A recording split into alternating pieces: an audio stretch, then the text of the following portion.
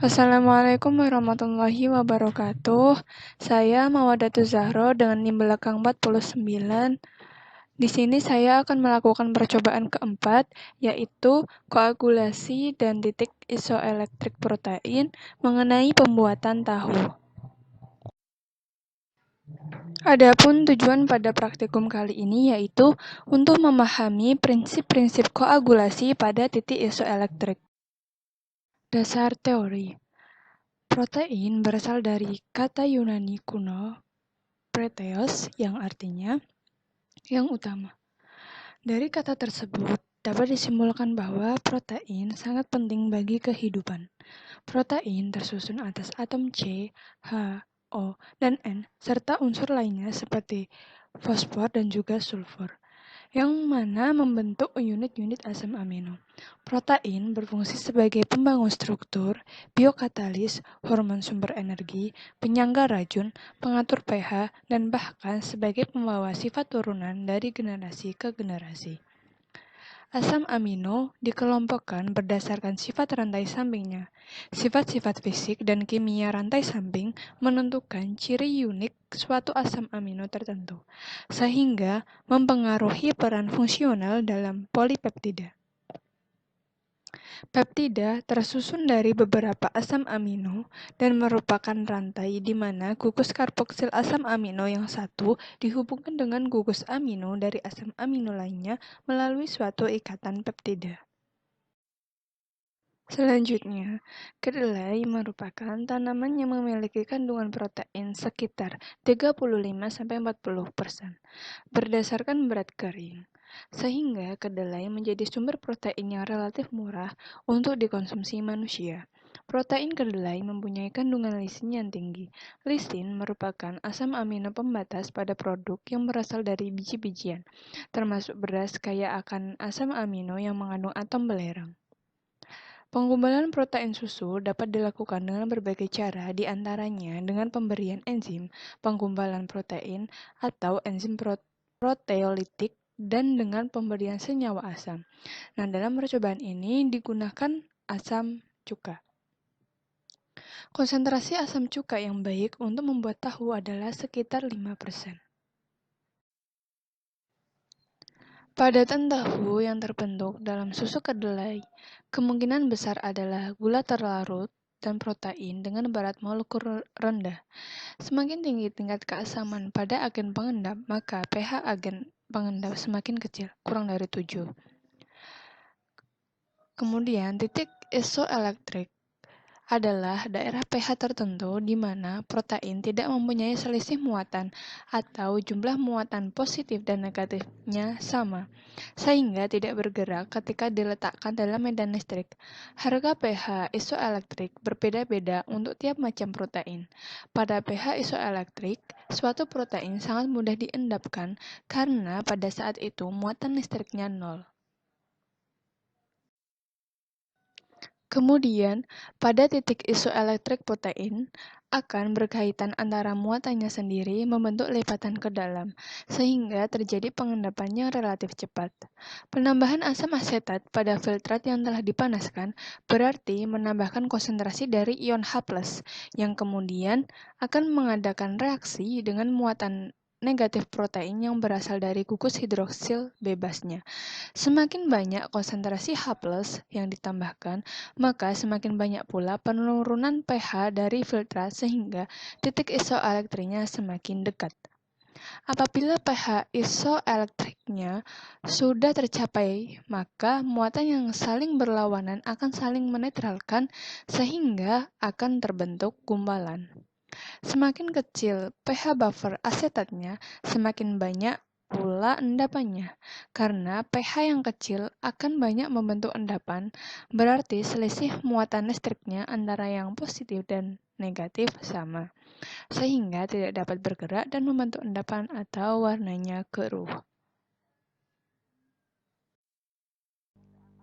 Kemudian, sifat-sifat yang mempengaruhi pada proses pembuatan tahu antara lain yaitu yang pertama ionisasi. Protein yang larut dalam air akan membentuk ion yang mempunyai muatan positif dan negatif. Kemudian yang kedua, denaturasi.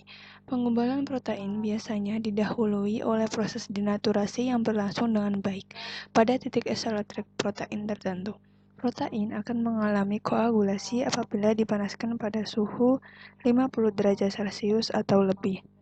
Kemudian yang ketiga yaitu viskositas. Viskositas adalah tahanan yang timbul oleh adanya gesekan antara molekul-molekul di dalam zat cair yang mengalir. Kemudian yang keempat yaitu koagulasi. Koagulasi adalah proses penggumpalan partikel koloid karena penambahan bahan kimia sehingga partikel-partikel tersebut bersifat netral dan membentuk endapan karena adanya gaya gravitasi. Alat dan bahan. Alat yang digunakan yaitu blender, mangkok, kompor, sendok, gelas, saringan, kain, baskom, dan juga panci. Kemudian untuk bahan yang digunakan yaitu kedelai, air, dan juga asam cuka. MSDS untuk bahannya yaitu yang pertama air, memiliki rumus H2O, tidak berwarna, kemudian bentuknya cair, baunya tidak berbau, titik didihnya 100 derajat Celcius, titik leburnya 0 derajat Celcius. Kemudian untuk asam cuka memiliki rumus CH3COOH, kemudian bentuknya cair, warnanya tidak berwarna, baunya menyengat, kemudian massa molarnya 60,05 gram per mol. Kemudian untuk bahaya, apabila terkena mata, kulit, dan terhirup dapat menyebabkan iritasi. Apabila tertelan dapat menyebabkan ketidaknyamanan pencernaan. Untuk penanganannya, apabila terkena mata, segera siram mata dengan air mengalir kurang lebih selama 15 menit. Jika masih terasa perih, segera dapatkan pertolongan medis. Apabila terhirup, cari udara terbuka dan perbanyak menghirup oksigen dan dapatkan pertolongan medis. Apabila terkena kulit, segera lepas pakaian yang terkontaminasi, siram dengan air mengalir selama 15 menit dan dapatkan pertolongan medis. Apabila tertelan, jangan menginduksi muntah. Jika tertelan dalam keadaan sadar, berikan banyak air, segera memanggil dokter. Jangan pernah memberikan apapun melalui mulut orang kepada orang yang tidak sadar. Kemudian untuk langkah kerjanya, yang pertama yaitu pembuatan susu kedelai. Sebanyak 75 gram kedelai direndam kedelai dalam air selama 12 jam. Kemudian dipisahkan dari air rendaman dan dicuci bersih. Kemudian ditambahkan 750 ml air, lalu diblender selama 3 menit. Kemudian disaring hasil blender kedelai menggunakan kain dan ditampung dalam wadah. Langkah kerja yang kedua yaitu pembuatan tahu. Yang pertama, susu kedelai dimasukkan masing-masing sebanyak 2 gelas dengan volume 100 ml ke dalam 5 wadah dan diberi label. Kemudian dipanaskan susu kedelai dalam 5 wadah tersebut hingga mendidih. Kemudian ditambahkan masing-masing asam cuka, 0,1 ml asam cuka pada wadah pertama, 0,2 ml asam cuka pada wadah kedua, 0,3 ml asam cuka pada wadah ketiga, 0,4 ml asam cuka pada wadah keempat, 0,5 ml asam cuka pada wadah kelima. Kemudian diaduk secara perlahan pada masing-masing wadah hingga menggumpal. Kemudian didiamkan hingga dingin, kemudian gumpalan yang terbentuk disaring. Lalu dipres menggunakan kain yang ditimpa dengan benda berat. Kemudian dilakukan proses pengamatan terhadap hasil pres tahu yang terbentuk. Pembuatan susu kedelai. Direndam sebanyak 75 gram kedelai dalam air selama semalam. Kemudian dibilas menggunakan air bersih kedelai yang sudah direndam selama 12 jam. Kemudian ditambahkan air sebanyak 750 ml. Kemudian dihaluskan di blender selama 3 menit.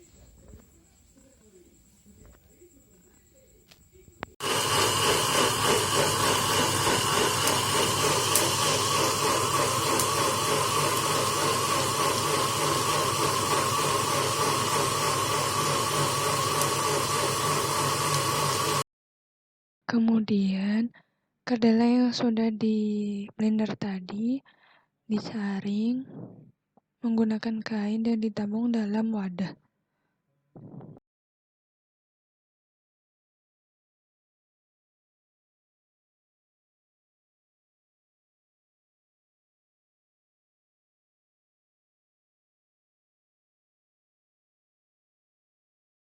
Pembuatan tahu. Dimasukkan sebanyak 100 ml.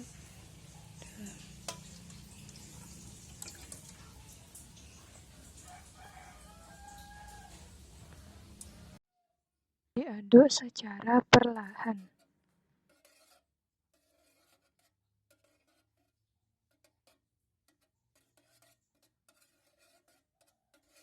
Kemudian ditambahkan asam cuka sebanyak 0,1 ml ke dalam wadah yang pertama, lalu diaduk.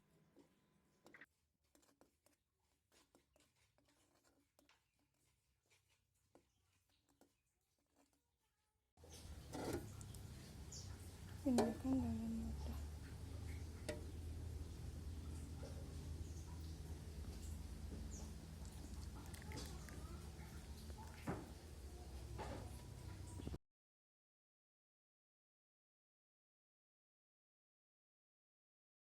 Kemudian didiamkan hingga dingin.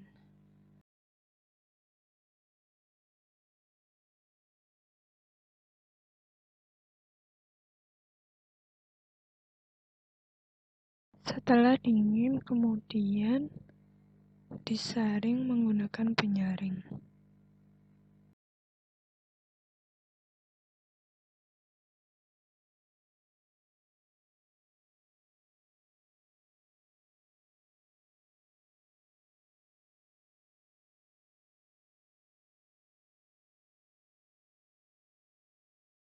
Dipres menggunakan benda untuk menghilangkan kadar airnya.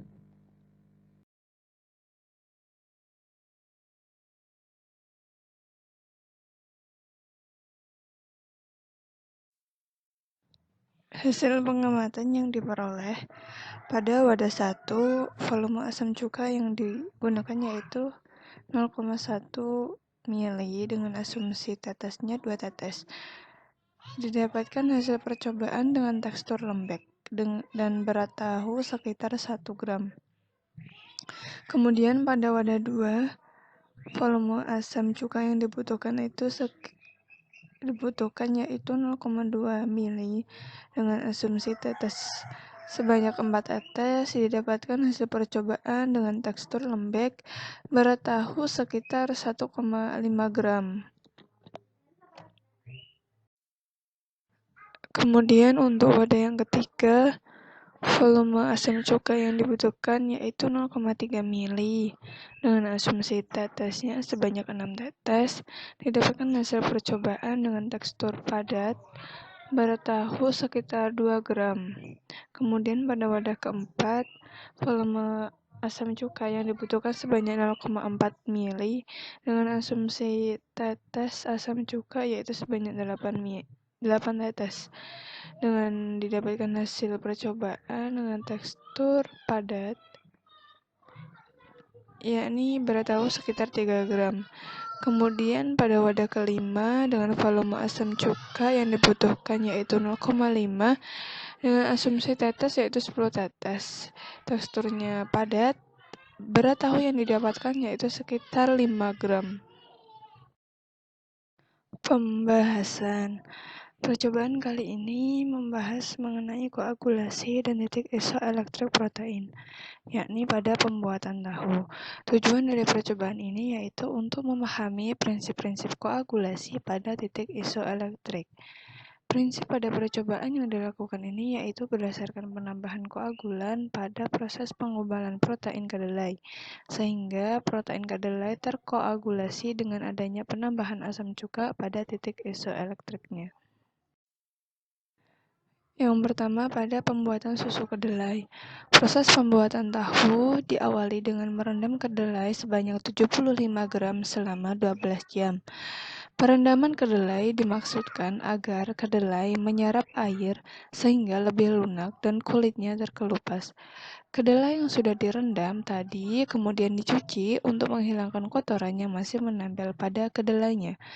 Kemudian dilakukan penghalusan kacang kedelai dengan menggunakan alat blender. Pada saat penghalusan, ditambahkan air sebanyak 750 ml. Penggilingan dilakukan bertujuan untuk mengambil protein lebih mudah. Setelah dilakukan penggilingan, kemudian dilakukan penyaringan untuk menyimpan filtrat dengan ampas. Didapatkan filtrat berupa susu kedelai sebanyak 1 wadah panci. Langkah yang kedua yaitu pembuatan tahu. Proses selanjutnya yaitu setelah didapatkan filtrat berupa susu kedelai tadi, kemudian dilakukan pemanasan. Diambil sebanyak 100 ml susu kedelai, kemudian dilakukan pemanasan sampai suhu 100 derajat Celcius. Nah, proses pemanasan dilakukan untuk meningkatkan nilai gizi dan mutu protein, mengurangi bau dan rasa kedelai, membunuh atau mengurangi mikroba, dan mempermudah pengumpulan protein yang ada pada susu kedelai. Setelah melalui proses pemanasan, susu kedelai ditambahkan zat penggumpal untuk menghasilkan tahu, yang mana pada praktikum kali ini digunakan zat penggumpal atau koagulan berupa asam cuka dengan volume yang berbeda-beda tiap wadahnya, yakni pada wadah pertama sebanyak 0,1 ml asam cuka, wadah kedua sebanyak 0,2 ml asam cuka, wadah ketiga sebanyak 0,3 ml asam cuka, wadah keempat sebanyak 0,4 ml asam cuka, wadah kelima sebanyak 0,5 ml asam cuka.